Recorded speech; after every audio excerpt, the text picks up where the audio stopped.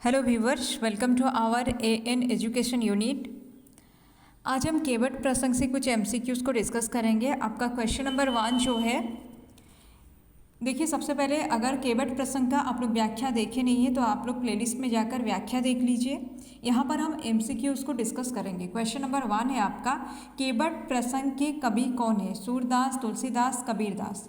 Question number 1 अगर आप देखिएगा, 1 का जो सही ऑप्शन होगा वो ए होगा, यानी कि केवट प्रसंग जो है इसके कवि हैं सूरदास जी। क्वेश्चन नंबर 1 का ए ऑप्शन सही है, केवट प्रसंग के कवि हैं सूरदास जी।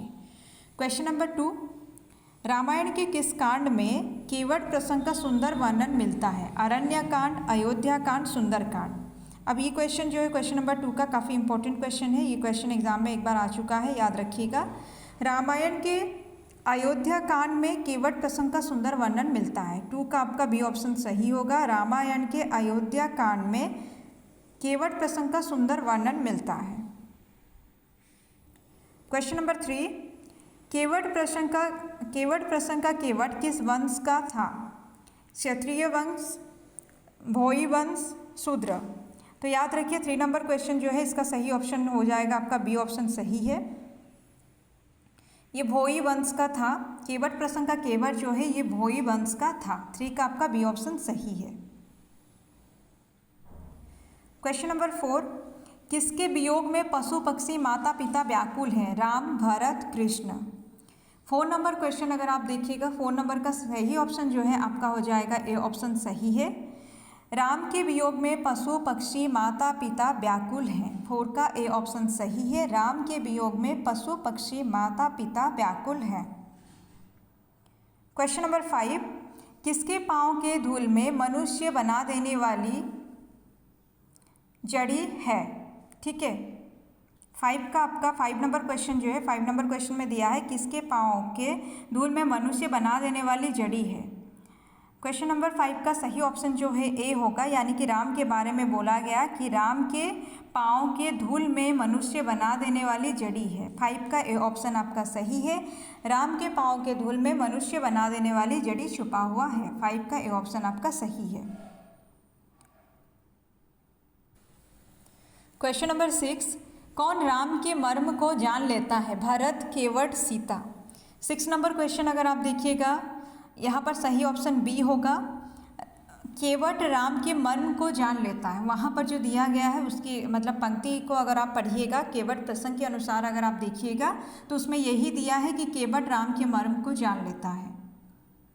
क्वेश्चन नंबर 7, राम किससे नाव मांगते हैं? केवट, भरत, सीता। बहुत ही इजी क्वेश्चन है। 7 नंबर क्वेश्चन का सही ऑप्शन जो है ए है, राम केवट से नाव मांगते हैं। क्वेश्चन नंबर 8, राम के स्पर्श से शीला किस में परिवर्तित हो जाता है? केवट की स्त्री में, अनमोल मणि में, सुंदर स्त्री में। तो देखिए राम के स्पर्श से, यहाँ पर आपसे पूछा गया कि राम के स्पर्श से शीला यानी कि पत्थर के बारे में बोला गया, ये किस में परिवर्तित हो जाता है? तो याद रखिएगा सुंदर स्त्री में परिवर्तित होता है। राम के स्पर्श से शीला जो है सुंदर स्त्री में परिवर्तित हो जाता है। क्वेश्चन नंबर 9, केवट को भय है कि उसकी नाव क्या बन जाएगी? सुंदर स्त्री, शीला, मुनि की स्त्री। 9 नंबर क्वेश्चन अगर आप देखिएगा, 9 का सही ऑप्शन जो है बी है। केवट को भय था कि उसकी नाव जो है मुनि की स्त्री बन जाएगी। ठीक है, 9 का सी ऑप्शन सही है, लास्ट ऑप्शन आपका सही है। क्वेश्चन नंबर 10, केवट राम को गंगा पार करवाने के लिए क्या रखता है? मणिमुक्ता हो क्या शर्त रखता है? ठीक है, केवट राम को गंगा पार करवाने के लिए क्या शर्त रखता है? मणिमुक्ता लेने का, चरण कमल पखारने का, एक नया नाव दिलाने का। तो 10 नंबर क्वेश्चन का सही ऑप्शन जो है बी होगा। केवट जो है राम को गंगा पार कराने के लिए एक शर्त रखता है और वो शर्त है चरण कमल पखारने का शर्त। मतलब राम का चरण कमल को धोना चाहता है कौन? केवट। और इसी को शर्त बनाकर वो कहता है कि गंगा पार वो करा देगा राम को, राम, सीता और लक्ष्मण को, लेकिन शर्त यही है कि राम का चरण कमल को पखारने का मौका उसको मिले। क्वेश्चन नंबर 11, केवट अपने नाव के विषय में किन बातों को लेकर चिंतित है? ठीक है, 11 नंबर क्वेश्चन, केवट अपने नाव के विषय में किन बातों को लेकर चिंतित है? उसकी नाव स्त्री बन जाएगी, उसकी नाव उठ जाएगी, वो लुट जाएगा, उपर्युक्त सभी। अब अगर ये क्वेश्चन देखिएगा, इसमें ये सारा ऑप्शन सही होगा कि उसकी नाव स्त्री बन जाएगी, इसके लिए वो डरता है। उसकी नाव उड़ जाएगी, ये भी कहता है वो लूट जाएगा, ये भी कहता है। पंक्ति में ये तीनों लाइन मिलेगा, इसलिए आपका डी ऑप्शन जो है सही होगा। 11 का डी ऑप्शन सही है। केवट अपने नाव के विषय में यही मतलब इन सब विषय को लेकर वो चिंतित होता है कि उसकी नाव स्त्री बन जाएगी, उसकी नाव उड़ जाएगी, वो लुट जाएगा। क्वेश्चन नंबर 12, केवट किसकी दुहाई, किसकी शपथ और किसके तीर से मारा जाना मंजूर करता है मगर राम के चरण पखाना चाहता है? देखिए यहाँ पर बोला गया केवट किसकी दुहाई, किसकी शपथ और किसके तीर से मारा जाना मंजूर करता है। मतलब उसको ये मंजूर है कि किसी की दुहाई उसको मिले, किसी का शपथ के लिए भी वो डरता नहीं है, किसी के तीर से मारा जाना भी उसको मंजूर है, मगर वो राम का चरण पखाना चाहता है। तो यहाँ पर 12 नंबर क्वेश्चन का सही ऑप्शन अगर आप देखिएगा, ए ऑप्शन आपका सही होगा। मतलब केवट यहाँ कहता है कि वो राम की दुहाई, दशरथ की शपथ और लक्ष्मण के तीर से मारा जाना मंजूर करता है, लेकिन चरण कमल को पखाना चाहता है रामचंद्र जी का। 12 का ए ऑप्शन आपका सही है। क्वेश्चन नंबर 13, केवट के प्रेम में लपेटे हुए बातों को सुनकर रामचंद्र जी किसकी ओर देखकर मुस्कुराते हैं? केवट और लक्ष्मण की ओर, लक्ष्मण और सीता की ओर, केवट और सीता की ओर। देखिए केवट के प्रेम में लपेटे हुए बातों को सुनकर, ये सारा जो शर्त है, इस शर्त के पीछे छुपा हुआ उद्देश्य को वो जान लेते हैं, और ये सब जानते हुए उससे केवट के प्रेम में लपेटे हुए बातों को सुनकर रामचंद्र, लक्ष्मण और सीता की तरफ देखते हैं। आपका 13 का बी ऑप्शन सही होगा। क्वेश्चन नंबर 14, किसके नाम का एक बार स्मरण से ही मनुष्य अपार भव सागर के पार उतर जाता है? ठीक है, 14 नंबर क्वेश्चन आपका, किसके नाम का एक बार स्मरण से ही मनुष्य अपार भव सागर के पार उतर जाता है? राम, भरत, लक्ष्मण। 14 नंबर क्वेश्चन अगर आप देखिएगा, 14 का ये ऑप्शन आपका सही है। यहाँ पर बोला गया कि राम नाम का एक बार स्मरण से ही मनुष्य अपार भवसागर के पार उतर जाता है। 14 का ये ऑप्शन आपका सही है। क्वेश्चन नंबर 15, राम ने जगत को कितने पग से भी छोटा कर दिया था? 2, 3, 4। 15 नंबर क्वेश्चन अगर आप देखिएगा, काफ़ी इंपॉर्टेंट क्वेश्चन है, याद रखिए बी ऑप्शन आपका सही है। राम ने जगत को 3 पग से भी छोटा कर दिया था। क्वेश्चन नंबर 16, राम ने किसके पग से त्रिलोक को नाप लिया था? राम ने कितने पग से त्रिलोक को नाप लिया था? 1, 2, 3। यहाँ पर 16 नंबर क्वेश्चन अगर आप देखिएगा, आपका सही ऑप्शन बी है। 3 पग से भी छोटा किया था और 2 पग में त्रिलोक को नाप लिया था, याद रखिएगा। 16 का बी ऑप्शन आपका सही है। क्वेश्चन नंबर 17, श्री राम के वचनों को सुनकर किसकी बुद्धि मोह से खींच गई थी? सीता की, गंगा की, केवट की? तो देखिए श्री राम के वचनों को सुनकर गंगा की बुद्धि जो है मोह से खींच गई थी। 17 का आपका सही ऑप्शन जो है बी ऑप्शन सही होगा। श्री राम के वचनों को सुनकर गंगा की बुद्धि मोह से खींच गई थी। क्वेश्चन नंबर 18, देव नदी गंगा कब हर्षित होगी? श्री राम के स्पर्श को पाकर, राम के उपहार को पाकर, लक्ष्मण को देखकर? 18 नंबर क्वेश्चन अगर आप देखिएगा, 18 का सही ऑप्शन जो है ए होगा। देव नदी गंगा श्री राम के स्पर्श पाकर हर्षित होगी। क्वेश्चन नंबर 19, केवट श्री राम के पांव धोने के लिए किसमें जल भर लाता है? कठोते में, मटके में, हाथों में? तो याद रखिए केवट जो है कठोते में पानी भर कर लाता है श्री राम का पैर धोने के लिए। क्वेश्चन नंबर 20, केवट का राम के पैर धोना को देखकर कौन फूल बरसाते हैं? ठीक है, केवट का राम के पैर धोना को देखकर कौन फूल बरसाते हैं? भरत, सीता और लक्ष्मण, देवता? 20 नंबर क्वेश्चन अगर आप देखिएगा, 20 का सही ऑप्शन जो है सी होगा। केवट का राम के पैर धोना को देखकर देवता लोग जो है फूल बरसाने लगते हैं। क्वेश्चन नंबर 21, केवट चरणोदक का क्या करता है?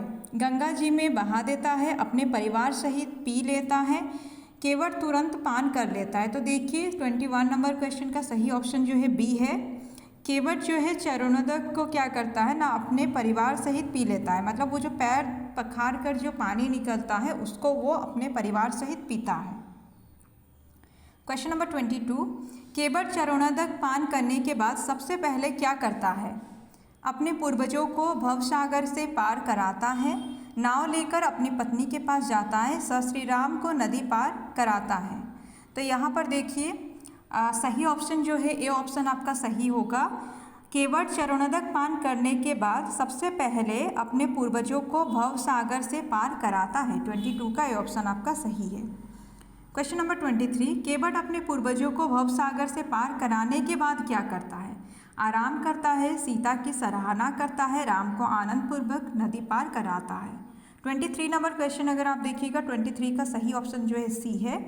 केवट अपने पूर्वजों को भवसागर से पार कराने के बाद राम को आनंदपूर्वक नदी पार कराता है। 23 का सी ऑप्शन सही है। क्वेश्चन नंबर 24, निषाद राज लक्ष्मण राम सीता नाव से उतरकर गंगा की रेत पर जब खड़े हो जाते हैं तब केवट क्या करता है?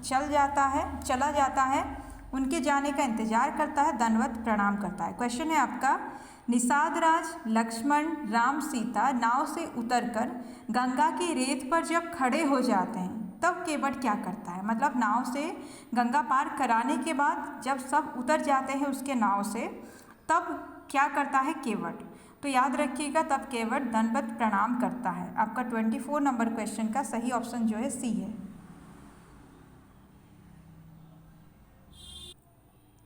क्वेश्चन नंबर 25, रामचंद्र केवट को उत्तराई के रूप में क्या देते हैं? रत्न जटित अंगूठी, 2 तोला सोना, कौड़ी और नाव। तो देखिए 25 नंबर क्वेश्चन जो है उसका सही ऑप्शन ए है, रत्न जड़ित अंगूठी। रामचंद्र केवट को उत्तराई के रूप में रत्न जड़ित अंगूठी देते हैं।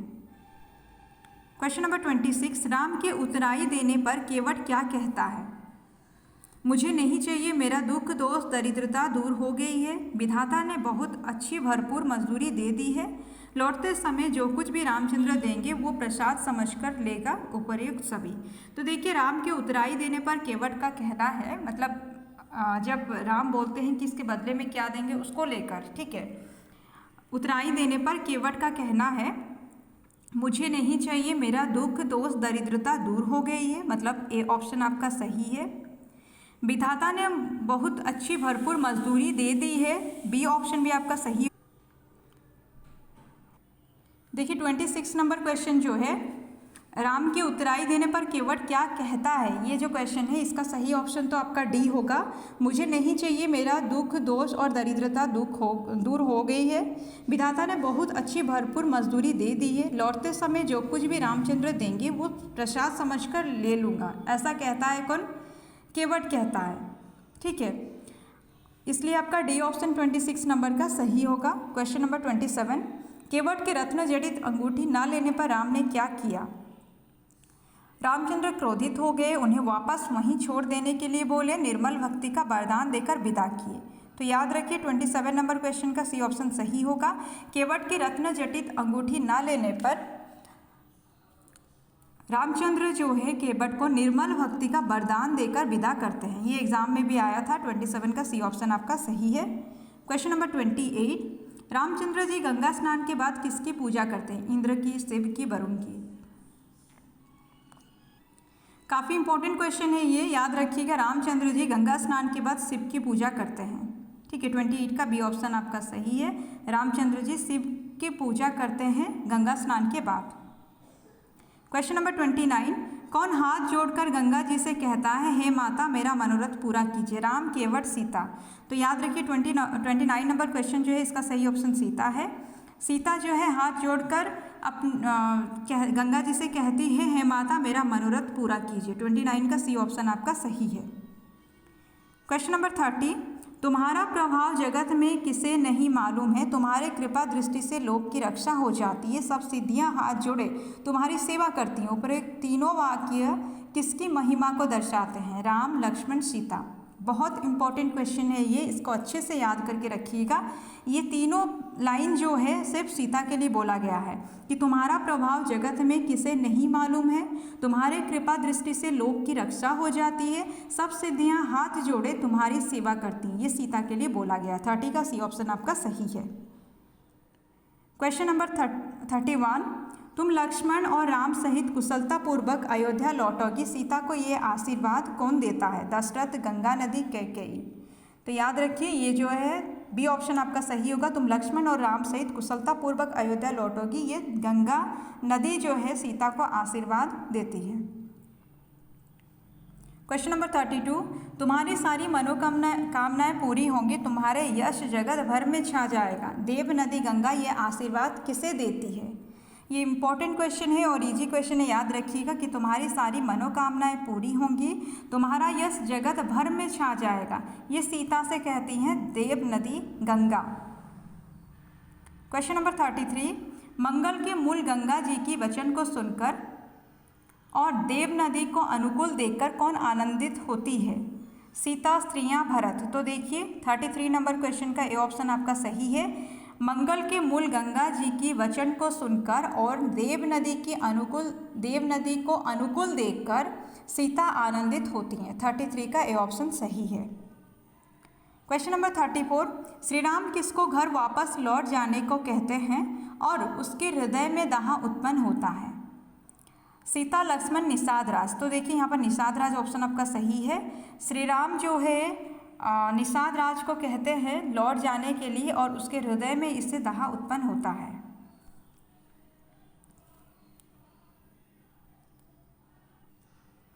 क्वेश्चन नंबर 35, कौन राम के लिए वन में पर्णकुटी बनवाना चाहता है? लक्ष्मण, निषाद राज, सीता। 35 नंबर क्वेश्चन अगर आप देखिएगा 35 का सही ऑप्शन जो है बी है। राम के लिए वन में पर्णकुटी बनवाना चाहता है निषाद राज। ठीक है, 35 नंबर क्वेश्चन अगर आप देखिएगा इसका सही ऑप्शन जो है बी है। क्वेश्चन नंबर 36, कौन राम के पास कुछ दिन रहकर उनकी चरण सेवा करना चाहता है? केवट, लक्ष्मण, निषाद राज। 36 का सही ऑप्शन जो है सी है, राम के पास रहकर। ठीक है, राम के पास रहकर कुछ दिन उनकी चरण सेवा करना चाहता है निषाद राज।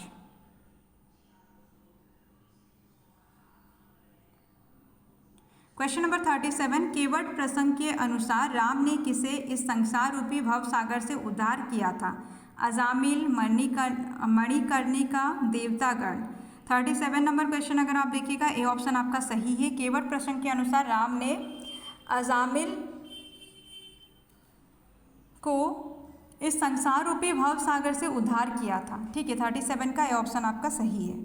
क्वेश्चन नंबर 38, कौन सा पर्वत शिलाखंड के बराबर प्रतीत होता है? हिमालय, देवगिरी, सुमेरु। 38 नंबर क्वेश्चन याद रखिए सी ऑप्शन आपका सही होगा। सुमेरु पर्वत शिलाखंड के बराबर प्रतीत होता है। ठीक है, सुमेरु पर्वत शिलाखंड किसके बराबर? शिलाखंड के बराबर प्रतीत होता है। क्वेश्चन नंबर 39, बकरी के खुर में क्या समाहित हो जाता है? पर्वत, समुद्र, मेघ। 39 नंबर क्वेश्चन इंपॉर्टेंट है, याद रखिए ये बी ऑप्शन सही होगा। बकरी के खुर में समुद्र समाहित हो जाता है, ऐसा आपको मिलेगा, ये वर्णन मिलेगा आपको केवट प्रसंग में। इसका वर्णन केवट प्रसंग के अनुसार कौन समस्त पापों का नाश कर देती है? सीता, देव नदी गंगा, राम के चरणोदक। तो याद रखिए 40 नंबर क्वेश्चन का सही ऑप्शन जो है बी है। केवट प्रसंग के अनुसार देव नदी गंगा समस्त पापों का नाश कर देती है। यहाँ तक था आपका 40 क्वेश्चंस। उम्मीद है आप लोगों को समझ में आया होगा। बहुत सारे, ठीक है, आप में से बहुत सारे ऐसे हैं जो बहुत मेहनत कर रहे हैं, उनको मैं बताना चाहती हूँ कि आप लोग मेहनत जारी रखिए, बिल्कुल आपका सिलेक्शन हो जाएगा। एकदम नेगेटिव थॉट्स दिमाग में नहीं लाइए, सिलेक्शन होना ही है। अगर कोई जी जान लगा के मेहनत कर रहा है, सच्चाई के साथ मेहनत कर रहा है, तो उसका सिलेक्शन ज़रूर होगा। आप लोग खुद इसको देख सकते हैं, आजमा कर देख लीजिएगा। अगर आप अभी सच्चाई के साथ मेहनत करें, फिर सिलेक्शन लिस्ट में आपका नाम ज़रूर होगा। और जो पढ़ नहीं रहे हैं, मेहनत नहीं कर रहे हैं, या फिर जो भी सोचकर आपका शेड्यूल चेंज हो गया या कुछ भी हो, बहुत ऐसे एस्पिरेंट्स हैं जो पहले जैसे पढ़ते थे अभी नहीं पढ़ रहे हैं। आप सबको मैं यही कहूँगी कि टाइम निकाल कर पढ़ना शुरू कीजिए, क्योंकि एग्ज़ाम अचानक से हो जाएगा और आप लोग जो है आप लोगों के लिए काफ़ी मुश्किल भी हो जाएगा। इसलिए पढ़िए, मेहनत कीजिए, कहीं पर कोई भी डाउट है कमेंट करके ज़रूर पूछिए।